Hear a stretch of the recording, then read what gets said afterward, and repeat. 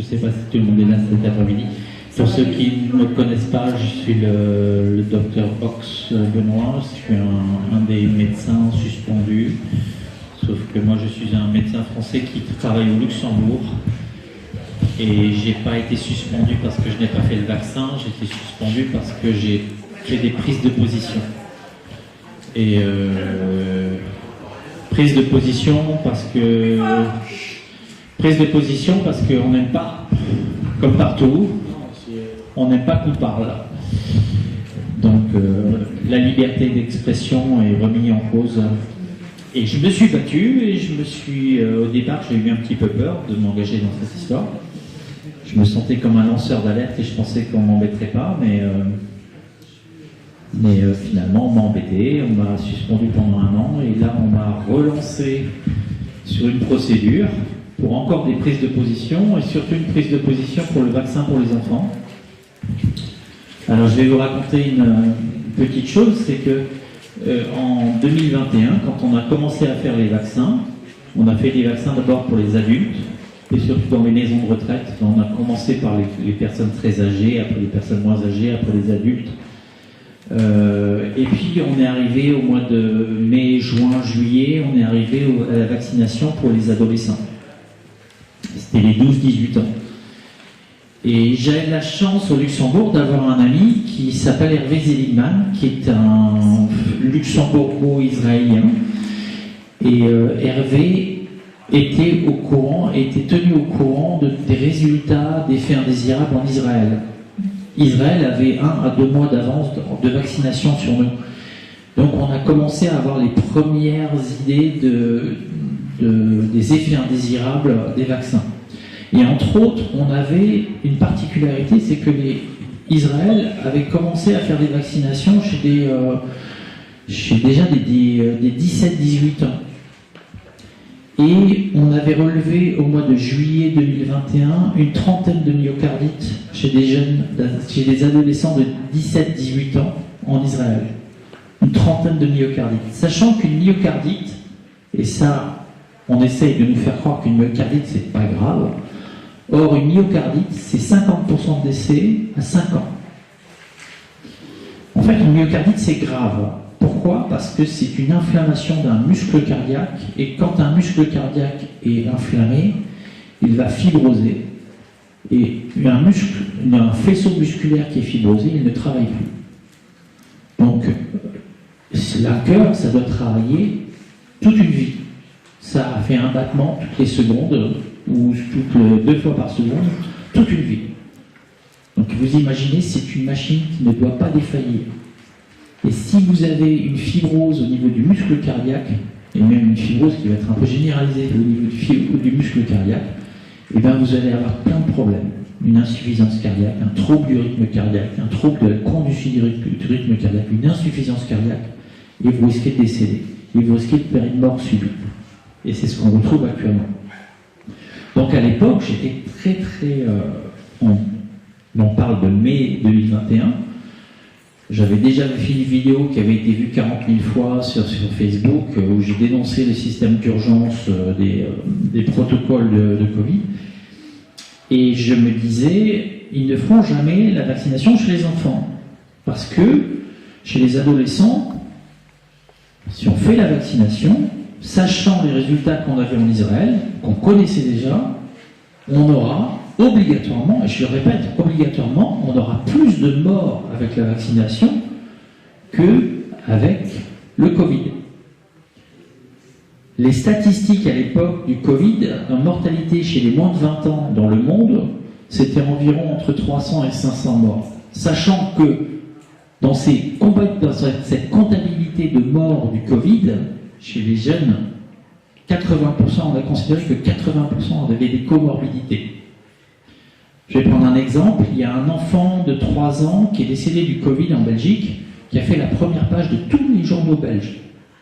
Or, le père a porté plainte contre le ministère de la Santé parce que l'enfant, en fait, était en train de mourir d'une leucémie. Et il était déjà dans un état très grave, et ils ont diagnostiqué un Covid chez lui. Ils l'ont diagnostiqué positif. J'étais à une conférence hier soir à Bruxelles, j'étais avec Alexandre Henry-Coude. On rigolait, on disait, il y a eu un mort, il y a une personne qui est tombée d'un avion, il n'avait pas de parachute, il est tombé au sol, on a fait un test positif, et il était Covid positif, donc il est mort du Covid. Voilà, c'est exactement ça, ça résume un petit peu. Au Luxembourg, on a eu une particularité, c'est qu'on a découvert que tous les tests positifs étaient recontrôlés. Alors les tests positifs faits au niveau des laboratoires privés étaient recontrôlés au niveau du laboratoire national au Luxembourg. Et on a demandé, on a demandé à plein de personnes d'avoir leurs résultats des tests recontrôlés au niveau du laboratoire national. Et aux surprises, on a remarqué que 80% des tests étaient négatifs. Ce qui veut dire qu'en fait, ils ont fait du positif pour faire peur. Ils n'ont pas fait du positif, ils n'ont pas fait des tests pour chercher des maladies, ils ont fait des tests pour faire peur, pour avoir un nombre important de tests positifs. Je reviens aux adolescents, les myocardites. Quand ils ont commencé les vaccinations chez les adolescents, j'ai fait un week-end de garde dans une maison médicale à Ettelbruck, c'est le nord du pays au Luxembourg, et j'ai vu 3 myocardites en un week-end. 3 myocardites en un week-end. Et ils sont allés les contrôler, c'était des enfants que j'ai fait hospitaliser. Donc ça a été confirmé. Sauf que, une chose, ça fait 40 ans que je travaille, j'avais jamais vu de myocardite chez un jeune. Et j'en vois 3 en un week-end, alors qu'ils venaient de commencer les vaccinations depuis 15 jours. Et là, j'ai crié au scandale, je dis, c'est incroyable, c'est pas possible. Et j'ai dit, à partir du moment où on fait une vaccination chez des jeunes adolescents, si la vaccination est plus dangereuse que la maladie, on remonte à des lois qui ont été faites pour ça, justement, pour interdire, pour que les médecins qui font un traitement qui est plus dangereux que la maladie, ils soient directement responsables. Ils ne peuvent pas se rapporter sur la responsabilité d'un ministère ou d'un gouvernement. Ils sont directement responsables.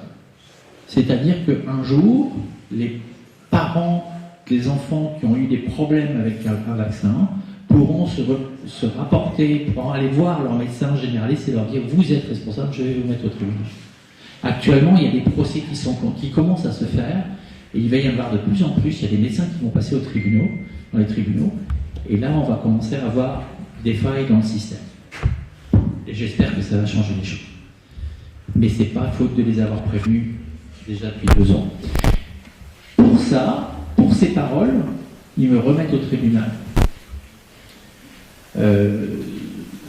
Sauf que, alors il y en a certains qui sont déjà au courant, on m'a remis au tribunal, je suis passé le 1er mars au tribunal, et je me suis retrouvé devant le même juge qui m'avait jugé il y a 2 ans, et ce juge m'avait traité de complotiste dans son verdict. Alors comme il m'a traité de complotiste, j'ai demandé une récusation du juge. Et dans la loi belge et luxembourgeoise, la récusation doit se faire par le juge lui-même. C'est pas mal. Et ce juge n'a même pas daigné nous répondre. Il s'est présenté au tribunal sans nous avoir répondu. Donc on était dans les faits accomplis. Le juge était là, il avait refusé de se récuser. Alors on a quand même fait un appel en récusation, et comme il n'y a pas de loi, on se dit bon, ça va. On essaye un appel en récusation, mais ça va peut-être rien donner. Mais on a eu une grosse surprise là. C'est que le parquet général de Luxembourg a accepté l'appel en récusation, et j'ai eu le verdict hier. La récusation est acceptée, donc le juge est récusé. Il est récusé par d'autres juges. C'est des juges qui ont récusé un juge. Jurisprudence, ça n'a jamais existé. Deuxième chose, la composition du tribunal a été récusée. C'est-à-dire qu'ils ont considéré que le tribunal tel qu'il était fait ne pouvait pas me défendre correctement, n'était pas loyal. Dans ce tribunal, il y avait 2 médecins experts qui devaient me juger. Or, ces médecins experts sont choisis par l'ordre des médecins. Donc, ils sont jugés partis. Donc, là aussi, la composition du tribunal est récusée. Mais, ils m'ont permis, en fait, dans ce jugement, la cour d'appel m'a donné l'occasion, peut-être, de récuser le premier jugement que j'ai eu il y a 2 ans et d'annuler le jugement. et peut-être de demander une indemnisation pour une année de suspension. Et si j'arrive à obtenir ça, ça va faire jurisprudence européenne. Et là, on va s'amuser.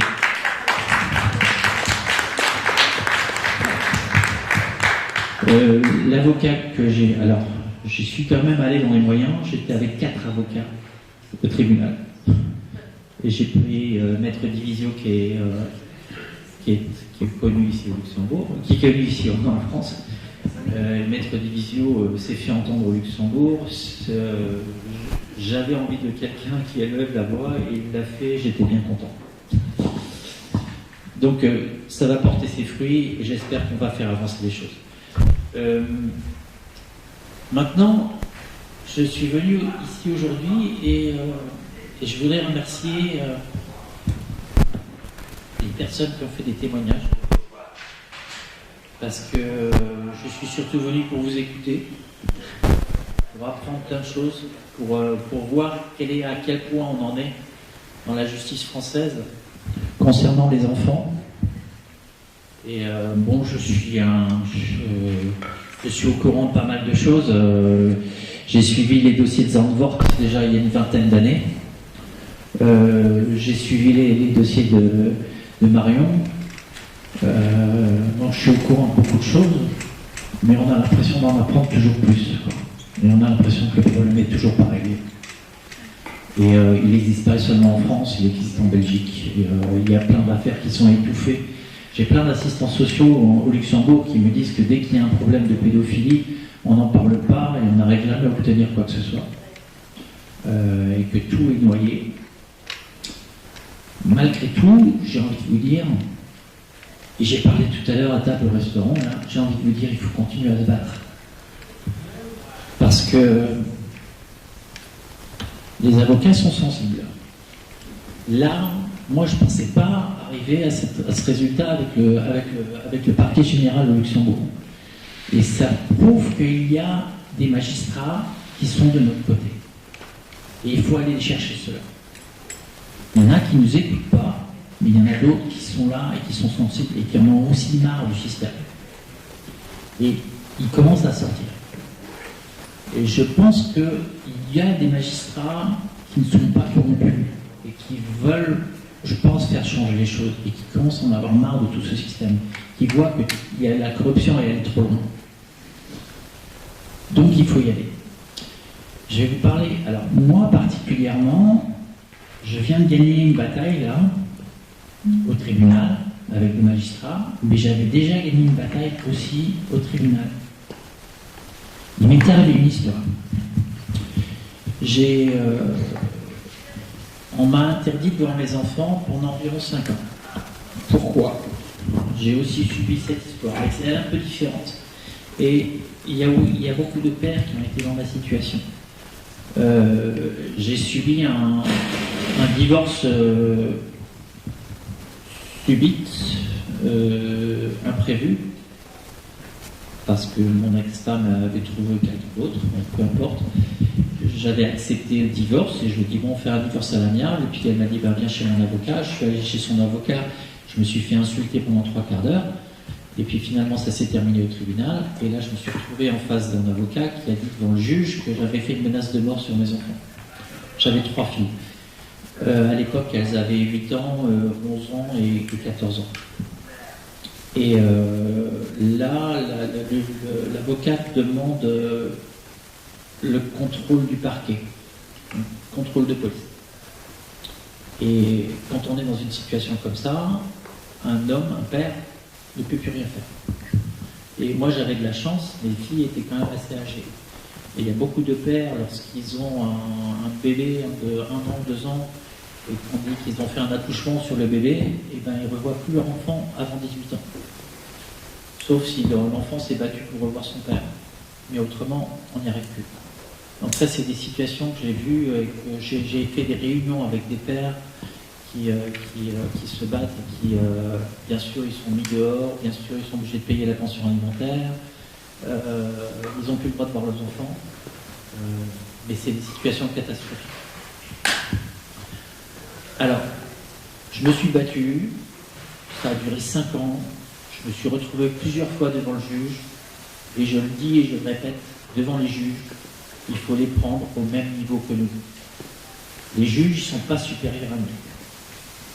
C'est des personnes qu'on doit regarder dans les yeux et qu'on doit leur dire, moi je suis quelqu'un de bien, moi je suis un père capable d'être un bon père pour ses enfants et mes enfants ont besoin de moi. Une autre chose qui est très très importante, c'est que j'ai l'impression qu'on n'écoute jamais les enfants. Et moi, pendant 5 ans, on a refusé d'entendre les enfants. Bon, une chose qui est très importante, c'est les enfants doivent être entendus. Parce qu'on parle toujours des parents, on parle du juge, et les enfants, non. Les enfants, on n'a pas le droit à la parole. Les enfants sont totalement ignorés. Les enfants ne sont pas matures, on me dit. Non, c'est pas vrai. Un enfant de même de 7 ans, 8 ans, 9 ans, 10 ans, ils sont déjà capables de parler, ils sont déjà capables de s'exprimer, ils sont déjà capables de dire ce qu'ils veulent. Alors, je me suis retrouvé en cour d'appel pour mon divorce, parce qu'on est arrivé à obtenir la cour d'appel, parce que mon ex-femme avait dit que j'avais une suspicion d'inceste avec ma fille, qui avait à l'époque 17 ans. Là, ma fille a dit c'est terminé, je ne veux plus rien savoir. Elle est venue chez moi. Le juge n'a pas envoyé la police, donc on a obtenu la cour d'appel de justice. C'est très rare dans les affaires de divorce. Là, les enfants ont pu témoigner pour la première fois au bout de 5 ans devant les juges de la cour d'appel. Après, on est rentré avec nos avocats, mon ex-femme et moi, on est rentré avec nos avocats. Le juge s'est adressé directement à moi. Monsieur, vous êtes quelqu'un de bien, vous avez la garde des enfants. Il me dit, qu'est-ce que vous voulez faire? Comment vous voulez arranger la garde des enfants pour votre femme? Et je dis, mais il n'est plus question que la justice décide. Il n'est plus question que la justice décide ce que mes enfants veulent faire. C'est la première fois que mes enfants sont entendus dans une affaire de divorce. Ça fait 5 ans que ça dure. Et là, c'est les enfants qui vont décider ce qu'ils veulent. Vous me donnez la garde des enfants, ils viendront chez moi, ils iront chez leur mère quand ils veulent, comme ils veulent. J'aurais pu continuer et mettre ma femme au pénal et la faire condamner et la faire aller en prison. Elle risquait 10 ans de prison. Je n'allais pas mettre la mère de mes enfants en prison. Elle était punie moralement. J'ai souffert pendant 5 ans, c'était très très dur. Parce que j'ai été vraiment bafoué, j'ai été injurié par le juge, j'étais avec une obligation de psychiatrie, de contrôle psychiatrique, contrôle du parquet, remettre des certificats psychiatriques à la police, etc. Et j'avais pas le droit de mes enfants. Mais je les voyais en fait, parce que mes enfants se levaient plus tôt le matin et venaient prendre le petit déjeuner avec moi avant d'aller à l'école, en cachette. Et les médecins, d'accord? Excuse-moi, Benoît. Mais peu importe. Oui, mais quand même, ça prouve jusqu'où ils sont capables d'aller. Oui, mais ça veut dire qu'ils n'ont aucune considération pour la profession d'une personne. Hein. Peu importe, à partir du moment où un avocat a sorti n'importe quoi sur n'importe qui, donc c'est très très dur. Maintenant, ça ne remet pas en cause les femmes qui sont battues aussi par des hommes, et ça j'en ai vu aussi, hein, en tant que médecin j'en ai vu. Mais c'est une chose dont on ne parle pas du tout. Là. Les hommes, les femmes qui utilisent des avocats pour aller raconter n'importe quoi sur leur mari, et des maris qui sont dans une détresse pas possible. Donc, cette affaire, elle était en 2016, elle s'est réglée en 2016, et je me suis retrouvé devant des juges, et là, dernièrement, quand je me suis retrouvé à mon deuxième procès, je me suis retrouvé devant le juge qui avait refusé de se faire accuser, et là, je lui dis, vous savez, je suis déjà allé en cour d'appel. Je me suis présenté devant le juge, et en cour d'appel, le juge m'a dit, vous êtes quelqu'un de bien, vous avez la garde des enfants. Et je lui ai dit, je n'avais plus confiance en l'institution de la justice, et les juges de la cour d'appel m'ont redonné confiance en l'institution de la justice. Pour lui faire comprendre à lui, le juge, qui me traitait de complotiste, qu'il n'aura jamais la paix sociale en continuant comme ça. Parce que ce qu'on a besoin, nous, dans notre société, c'est une paix sociale.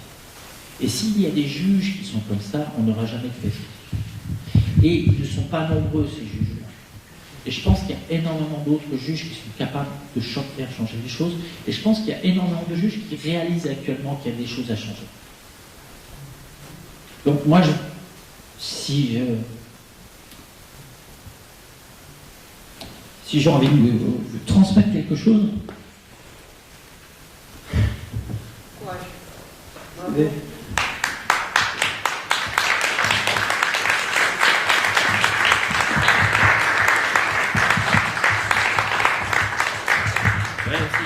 si j'ai envie de lui transmettre quelque chose, c'est d'être optimiste. Et il faut y croire. Merci, Benoît. Mais il ne faut pas se laisser abattre. Et j'ai vu des témoignages très durs là ce matin. Et C'est beau comme geste. Regardez, même le chien, il comprend la tristesse de son maître. non, mais j'ai envie de dire, hein, ceux qui ne voient plus leurs enfants, là, les mamans que j'ai entendu ce matin, les papas que j'ai entendu ce matin, battez-vous, continuez. Et du courage. Et non, oui, soyez optimistes, il faut toujours y croire, il faut toujours être positif. D'accord? En tous les cas, je suis tout cœur avec vous. Merci, Benoît. Merci.